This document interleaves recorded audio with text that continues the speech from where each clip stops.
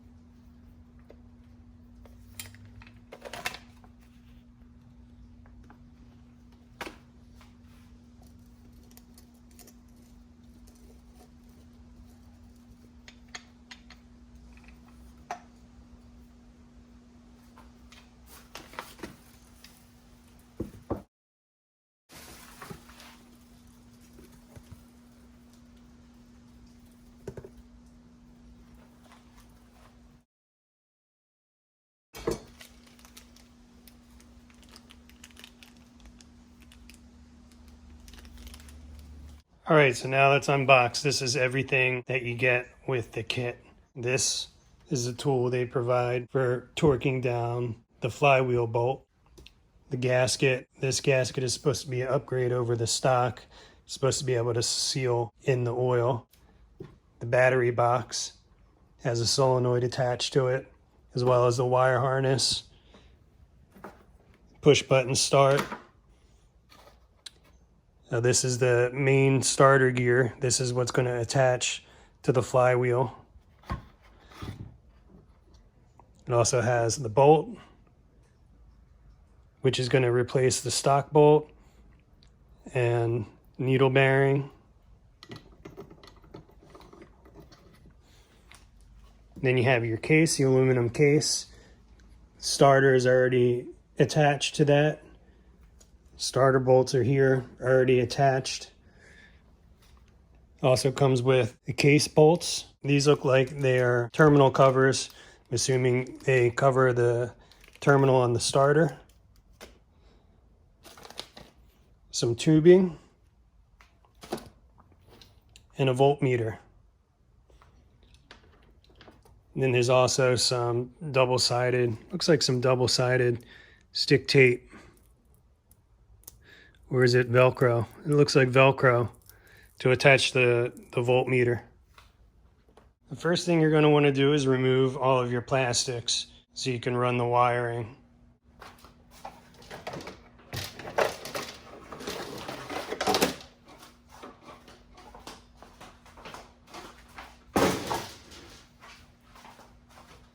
You're going to want to remove your gas tank.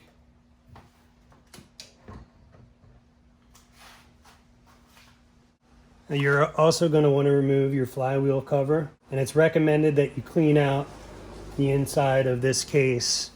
My stator coil wires run along this way. I'm going to reroute those. The new power wires for the starter are actually going to run down here. So I'm going to run the stator wires around this way and along together with the starter wires.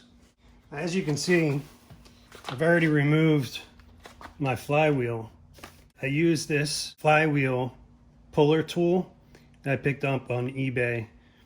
It's universal. It works for a lot of different applications. So how this attaches, open this up. This screws into the flywheel, and it's reverse thread, and then you tighten this down on the shaft, and then it pops it right off. I'm going to remove my stator in preparation for sealing up this grommet as well as this cable, so when the oil is poured in here, it doesn't work its way out of that cable.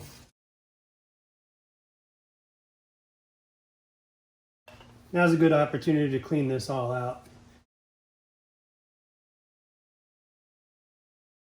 I'm going to get some silicone up in here. Then I'm also going to silicone around this grommet. I wedged the tip just underneath of that, and I could feel it force the silicone all the way down to here. Alright, so I put 3 zip ties on there. Now I'm just going to let this sit and dry for a little bit before I mount it up. And in the meantime, I'll start working on mounting the battery box. Okay, so it looks like the battery box is going to mount here, here, here, and there to those 4 bolts. Just like that.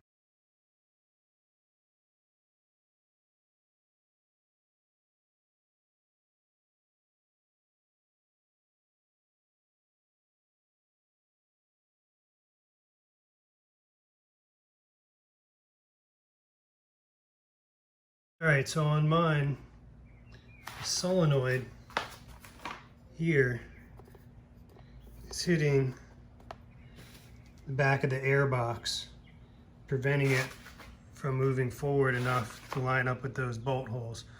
It's only off a little bit, So I'm going to pull the battery box out and see if I can loosen up where that solenoid's mounted and maybe just shift it back a little bit, and that should allow everything to line up. So it looks like this solenoid just pulls right off. It's got a rubber case that attaches to these two prongs. So I'm just going to shift this backwards, and that should fix the problem. Looks like these holes are slotted, so I should be able to move it without any issues.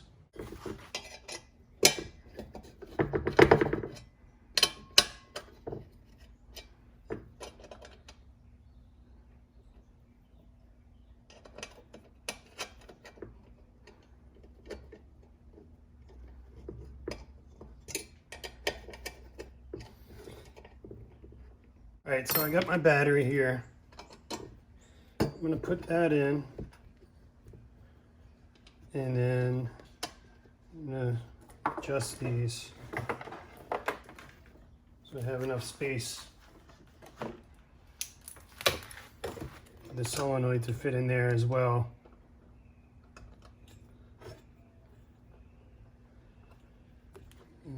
Right about there.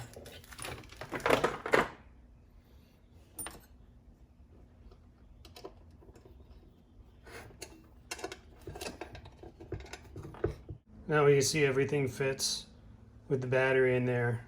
So now let's go see if it mounts up without any issue.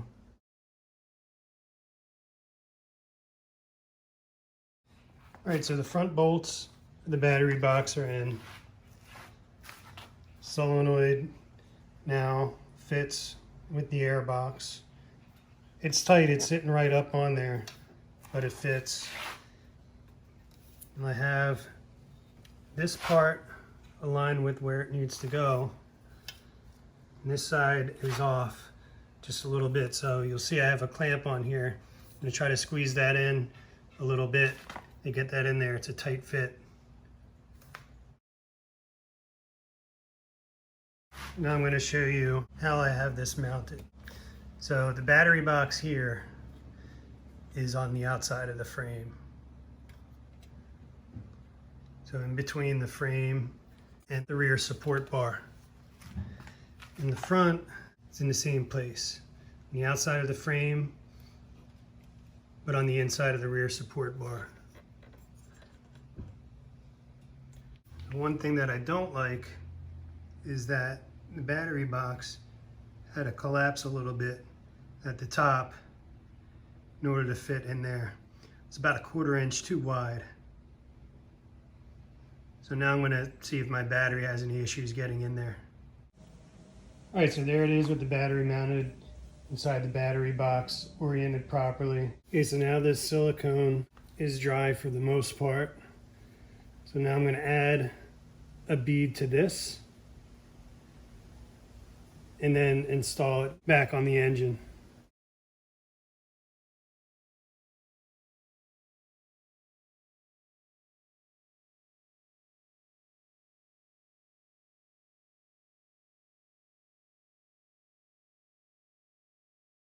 You have a timing mark on here, so just make sure it's aligned.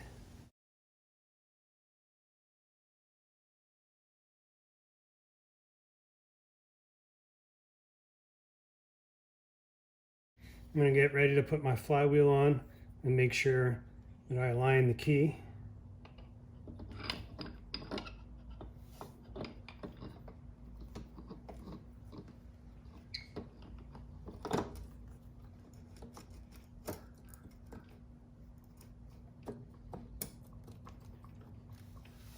Okay, so next I'm going to be installing the main gear onto the flywheel and align these two posts with the two holes in the flywheel. Just like that. Now this will spin one way freely and lock in the other direction.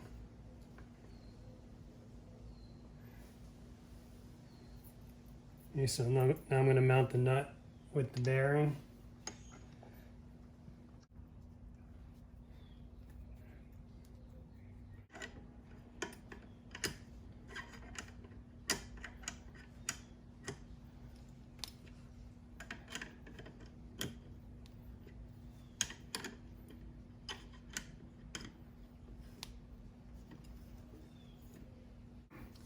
Let's get the tool.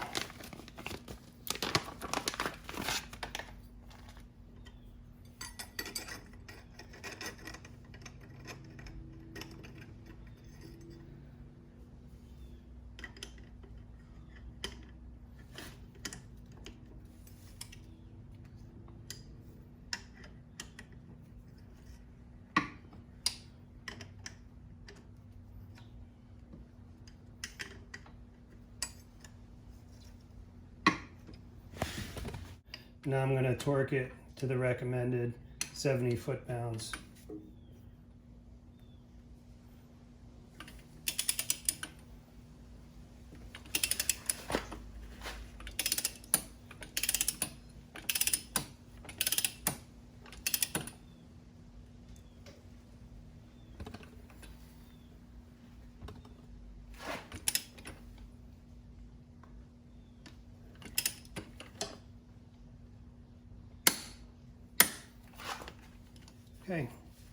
Okay, now I'm going to mount the case. There's a bearing in here. This part of the flywheel bolt will ride inside of. It actually gives your crankshaft a little bit more support. So they supply 5 bolts. There's one long one. The other 4 are the same length. Now the long bolt goes right here, because that's a longer channel than the others.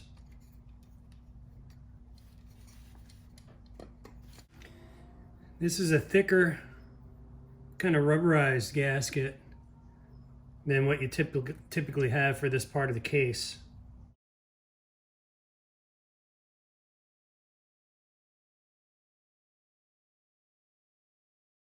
There's also one behind this motor, so I'm going to have to remove these 2 bolts that hold the motor in place.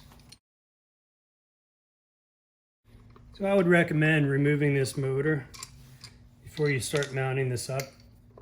It's probably easier to do it that way. You have a rubber seal on there. I'm going to put this aside.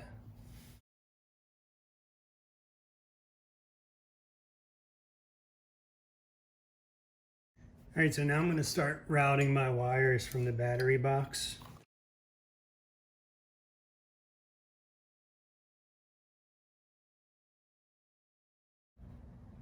Okay, so now I'm getting ready to attach the positive terminal. I'm going to use one of the terminal caps that they provided. I'll run that through there.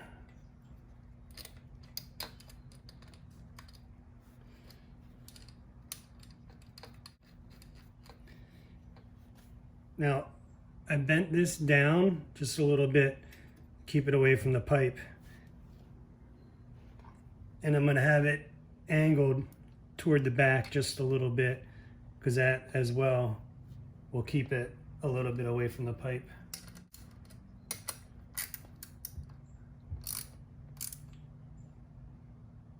The ground wire just mounts to one of these bolts that attach the starter motor.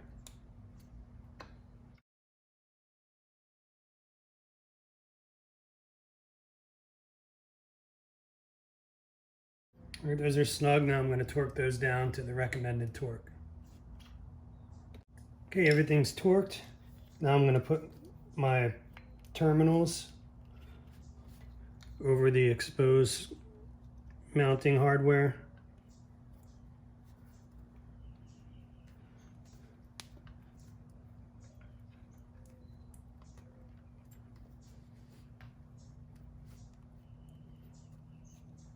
There we go.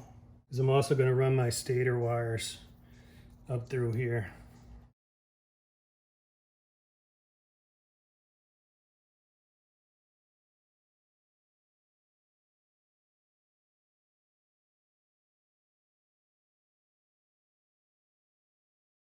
Now you're going to add your ATF fluid. You're going to add 350 milliliters, and you just add it right in here.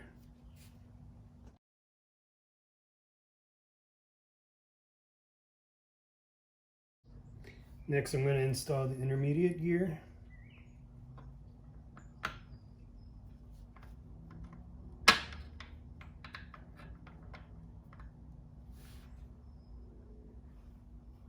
and then the ring gear with the teeth facing the inside.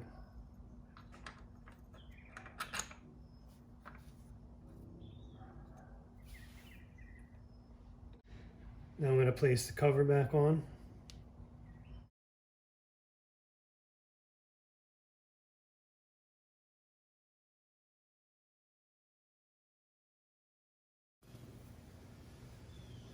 So the instructions from Panthera say the housing is equipped with a pressure vent at the back made to run a hose to a high point at least 1 foot higher than the housing.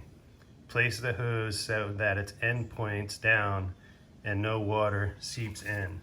So this is where it starts, back here. And I have it running up this way. So I may need to reroute that to go a little bit higher, because that's not 1 foot higher than the housing.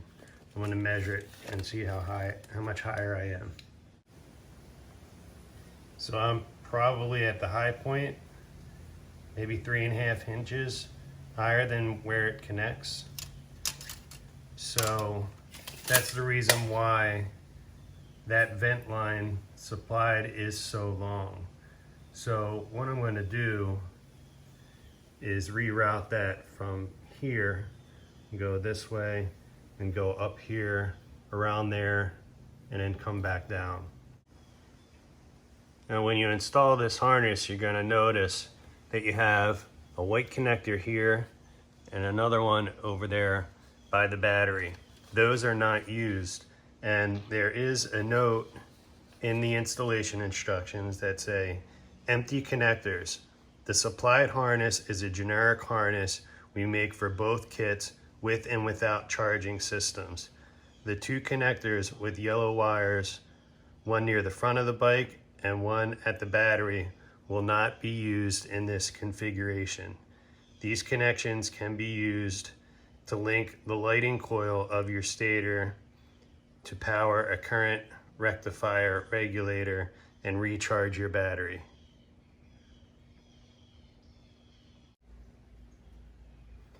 So next, if you're using this push button start that they provided, you can mount that on your handlebars and route the wire down, and that's going to connect to this connector here. It plugs right into there. I actually have an aftermarket switch here that controls my lights and the on-off switch, and it has a built-in push button start. So I'm going to wire mine up to this button.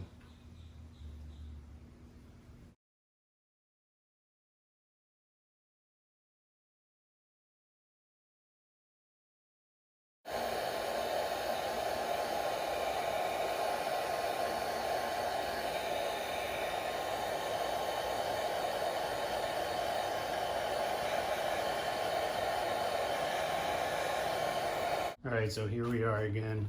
Hopefully now the third time is a charm. The first battery that I tried was a NiCad battery, used 20 subsea NiCad cells, and hooked it up.